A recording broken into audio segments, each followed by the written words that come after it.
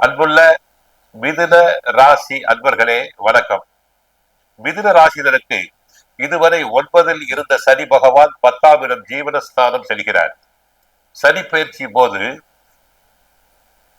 ராசியில் செவ்வாய், 4ல் கேது, மீன ராசியில் ராகு, புதன், சுக்கிரன், சூரியன், சனி, விரய ராசியில் குரு பகவான் இருக்கிறார். உத்தியோகத்தை பொறுத்தவரை தங்களுக்கு 9ஆம் இடத்துக்கு செல்கிறார். உத்தியோகத்தை பொறுத்தவரை வேலையில் முன்னேற்றம், ப்ரமோஷன், டிரான்ஸ்பர் கிடைக்கலாம்.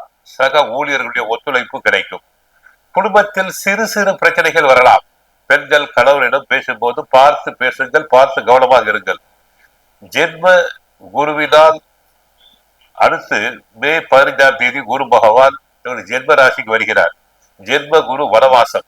சிலருக்கு இடமாற்றம் கிடைக்கலாம், ஊர் விட்டு ஊர் போகலாம், ப்ரமோஷனுக்காக போகலாம். பொருளாதாரம் திருப்தி தரும். மாணவர்கள் கல்வியில் முன்னேற்றம் அடைவர்.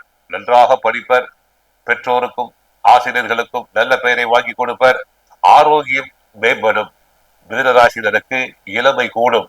உடல் அழகு ஆரோக்கியம் நல்லபடியாக இருக்கும். தொழில் வியாபாரத்தை பொறுத்தவரை வாய்ப்புகள் தாமதமாகும். புதிய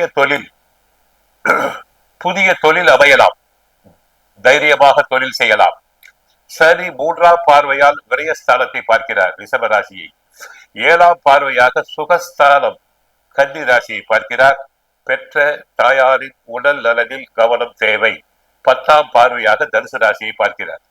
கோர்ட் கேஸ் சக்சஸ் ஆகும். இதுவரை இழுபறியாக இருந்த கோர்ட் வழக்குகள் அனைத்தும் தங்களுக்கு சாதகமாக முடியும். சொத்து பிரச்சனை முடிவுக்கு வரும். பெண்கள் உத்தியோகத்தில் நிறைய பிரச்சனைகளை சில சமயம் சமாளிக்க வேண்டி இருக்கும். உயர் அதிகாரிகளிடம் பழகும் போது பார்த்து பழக வேண்டும். விவசாயம் பரவாயில்லை, ஓரளவு விளைச்சல் பரவாயில்லை. அரசியலில் பேச்சில் நிதானம் வேண்டும். 3/6/2027 முதல் 20/10/2027 வரை அதிசாரம் அடைகிறார். அந்த நேரத்தில் ப்ரமோஷன் நன்மைகள் கிடைக்கும். தொழில் வியாபாரம் நன்மைகள் அடையும். ஆக மிதுன ராசினருக்கு 9ஆம் இட சனியினால் லாபங்கள் உண்டு. இதனை நன்றாக பயன்படுத்திக் கொள்ள வேண்டும். ஒருவேளை மிதுன ராசினருக்கு சிலருக்கு வேண்டாத தொடர்புகள், பெண் தொடர்பு உண்டாகலாம். பெண்களுக்கு ஆண்கள் தொடர்பு உண்டாகலாம். பார்த்து பழக வேண்டும். கோயிலுக்கு சென்றால் விநாயகரை, ஆஞ்சநேயரை, பைரவரை வழிபடுங்கள். வாழ்க வளமுடன், மங்களம் உண்டாகட்டும்.